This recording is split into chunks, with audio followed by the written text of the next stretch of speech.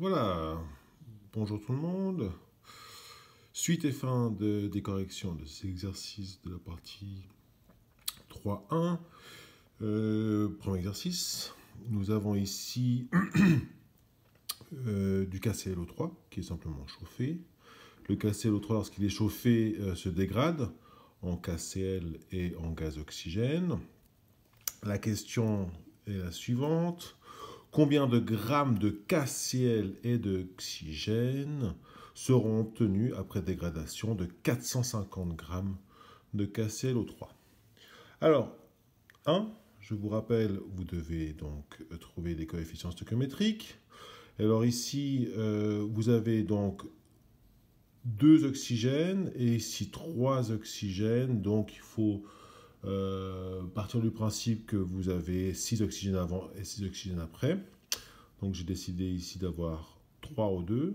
Si j'ai 3 O2, ça me forme 2 KClO3. Si j'ai 2 KClO3, donc j'ai 2 KCl. Ici, 2, 2, 3. Je fais mes colonnes.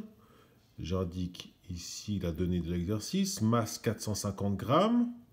La masse d'une mole de KClO3 est de 122,55 grammes par mole.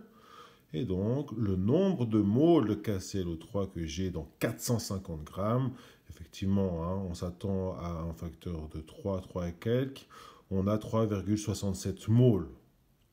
Hein, vous faites comment? Vous faites ceci, 450 grammes divisé par 122,55 grammes par mole. Les moles viennent en haut, les grammes s'annulent. Voilà, donc on part avec 3,67 moles de KClO3.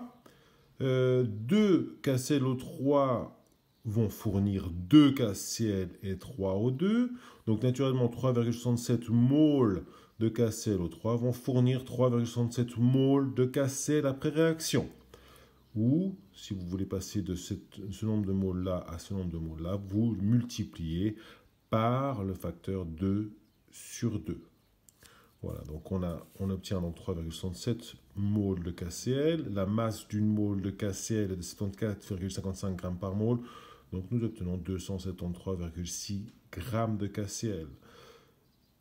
Concernant l'oxygène, 3,67 moles de KClO3 vont produire 5,51 moles de dioxygène, fois 3,5.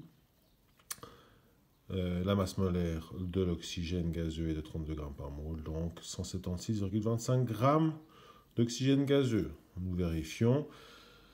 La masse de KCl plus la masse de dioxygène fait 449,85 grammes. Nous sommes partis de 450 grammes. Nous avons quelque peu des imprécisions liées au calcul, mais voilà, c'est tout à fait conservation. La masse est tout à fait conservée. Alors, deuxième cas, ici l'exercice 4. Vous avez, bon, je vais passer directement là. Vous avez de l'ammoniac, de l'oxygène, du N2 et de l'H2O. D'accord. Là, j'ai vu qu'il y avait finalement 1, 3, voilà, et 1, 2. Donc, je suis parti sur le fait qu'il y avait 2 N2, ça fera 4 NH3, d'accord, 4 fois 3, 12 hydrogènes avant la réaction, donc 12 hydrogènes après la réaction, vous mettez un 6 ici, et vous avez 6 oxygènes après la réaction, donc il vous faut 6 oxygènes avant la réaction, donc 3 molécules d'oxygène. La question est la suivante, combien de grammes de NH3 sont-ils nécessaires pour réagir avec 30 grammes de gaz oxygène? Donc vous avez 30 grammes de gaz oxygène, la masse molaire du gaz oxygène est 32 grammes par mole. D'accord. Donc le nombre de moles que vous avez dans 30 grammes de dioxygène, eh bien c'est proche de 1, 0,994 moles, 0,938 moles. Ceci peut être donc exploité dans toutes les colonnes, simplement par ces coefficients-là. Donc si vous voulez connaître la quantité de moles de NH3 qu'il vous faut pour faire réagir la totalité de ces 0,937 moles de dioxygène, eh bien vous le multipliez par 4 tiers. Ça vous fait 1,125 moles d'ammoniac, en remontant à l'aide de la masse molaire, eh bien, ça vous donne 21,3 grammes. En partant d'ici, vous pouvez aussi sans autre obtenir la quantité en mol de N2. Il y a 3 oxygènes qui disparaissent pour former 2 N2. Donc vous multipliez ce nombre de moles par 2 tiers et ça vous donne 0,125. La masse d'une mole de N2 est de 28,014 grammes par mole. Donc vous formez 17,51 grammes. D'accord? Alors ce n'était pas demandé, mais j'ai décidé simplement d'étendre le calcul à l'eau. D'accord? Donc si vous avez 0,937 moles de dioxygène, vous multipliez ceci par 6 tiers, 6 tiers pour obtenir le nombre de moles d'eau fabriquée, produite par cette réaction, et ça vous donne 33,75 grammes d'eau. On vérifie, vous avez la masse des produits, 51,26 grammes, la masse des réactifs, 51,29 grammes, c'est tout bon. La troisième question est peut-être un tout petit peu plus compliquée. Combien de millilitres de NH3 peuvent-ils réagir avec 300 millilitres de O2? Mais il faut utiliser une toute petite astuce. Je vous ai déjà parlé en classe de la loi des gaz parfaits. La loi des gaz parfaits est la suivante. La pression, d'accord, dans votre environnement fois le volume de votre gaz est égal au nombre de moles de ce gaz multiplié par une constante, multiplié par la température dans l'environnement. Donc, ce qu'il faut comprendre, c'est que la loi des gaz parfaits, comme je vous l'ai déjà dit en classe, ne se préoccupe pas du tout du type de gaz. D'accord? C'est-à-dire que si vous avez un volume, le volume est directement proportionnel au nombre de moles. Alors, nous revenons à cette question-là. Combien de millilitres de NH3 peuvent-ils réagir avec 300 millilitres de O2? Alors nous, ce que nous voulons simplement savoir, c'est qu'en fait, nous avons 300 millilitres de ce gaz-là. Combien nous faut-il de millilitres de ce gaz-là? Étant donné que le volume est strictement proportionnel au nombre de moles, alors nous savons que si nous avons 300 millilitres de O2, il nous faut 400 millilitres de NH3. D'accord? 300 millilitres de O2 représente une certaine quantité de moles, mais vous savez que vous aurez besoin de 4 tiers de fois ce volume-là, ou ce nombre de moles, de NH3. Nous passons maintenant à l'exercice 5. L'exercice 5, vous avez donc de l'acide chlorhydrique qui réagit avec du fer. Nous verrons que ceci est une réaction redox.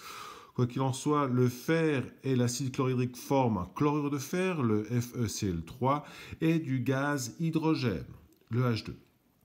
Alors, nous écrivons donc l'équation. HCl plus Fe donne du FeCl3 plus H2. Nous équilibrons ceci.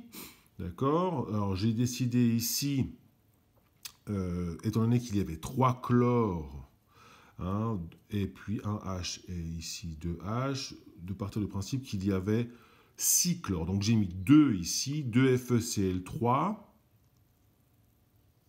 Donc, il y a 6 chlores après la réaction. Vous avez besoin de 6 chlores avant la réaction. Vous avez 6 hydrogènes avant la réaction, donc il vous faut 6 hydrogènes après la réaction.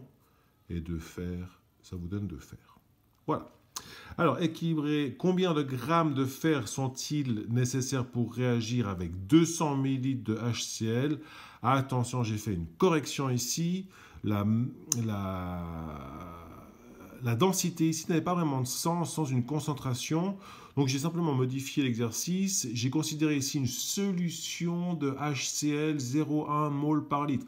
C'est-à-dire que dans 1 litre de solution, vous avez 0,1 mol de HCl.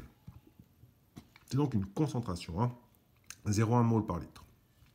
Alors, HCl, concentration, c'est comme ceci qu'on nous le déterminons. Nous introduisons ceci par un HCl et dans une parenthèse carrée, ça indique la concentration de HCl dans la solution est de 0,1 mol par litre. Vous avez un volume de 0,2 litres. Donc, si vous engagez 200 millilitres de HCl 0,1 molaire, vous avez une quantité en mol de HCl engagé de 0,02 mol. Autrement dit, 0,1 mol par litre fois 0,2 litres, ça vous donne 0,02 litres. Alors, vous avez donc cette quantité de HCl engagée, vous allez pouvoir faire réagir, eh bien, 2/6 de cette quantité de moles de fer, donc 0,0067 moles. La masse molaire du fer est de 55,85 grammes par mole.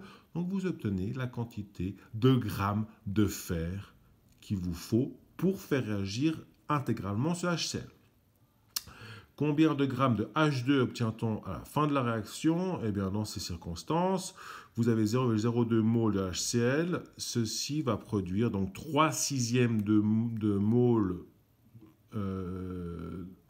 3/6 de 0,02 mol de H2, donc 0,01 mol, en sachant que la masse molaire du H2 est de 2 grammes par mol. Ça vous donne 0,02 grammes. Et nous finissons par l'exercice 6. Alors l'exercice 6, là vous avez du sulfure de cuivre, plus du gaz oxygène. Ça vous donne, c'est aussi une réaction redox, ça vous donne du cuivre métallique et du dioxyde de soufre. Combien de grammes sont-ils nécessaires pour réagir avec 86 grammes de CuS2? Donc j'ai juste équilibré l'équation, ça fait 1, 2, 1, 2. Le nombre de grammes, c'est 86 grammes. D'accord, de CuS2, vous avez une masse molaire de 127,68, donc vous avez moins qu'une mole. Vous avez effectivement 0,674 moles. Nous voulons savoir le nombre de grammes d'oxygène qui nous est nécessaire pour réagir avec cette quantité. Donc nous multiplions cette quantité de moles par 2 unièmes, donc fois 2, ça vous fait 1,35 moles d'oxygène. Donc 43,2 grammes d'oxygène. Combien de grammes de cuivre et de S2 sont-ils formés à la fin de la réaction? Eh bien, vous ajustez ce nombre de moles par ces coefficients pour trouver ce nombre de moles là et ce nombre de moles là, et vous les remontez par les masses molaires. D'accord? Nous vérifions toujours nos petits calculs si nous pouvons, si nous avons le temps. Donc là, vous avez la masse des produits égale à 129,31 grammes. La masse des réactifs est égale à 129,2 grammes. Donc la conservation de la masse est respectée. Quel est le volume de gaz de SO2 formé à partir de 400 ml de O2? Eh bien là, c'est le même raisonnement que le premier. Nous avons 400 ml de O2. D'accord? Et nous voulons savoir la quantité de SO2 qu'on va former en litres, donc le volume. Donc nous voyons que si 2 O2 disparaissent, 2 SO2 apparaissent. D'accord? Donc, étant donné que les volumes sont directement proportionnels aux quantités de moles, nous savons que si 400 ml de SO2 disparaît, alors 400 ml de SO2 apparaît. Voici donc pour la fin du chapitre 3.1. Je vous souhaite bon travail.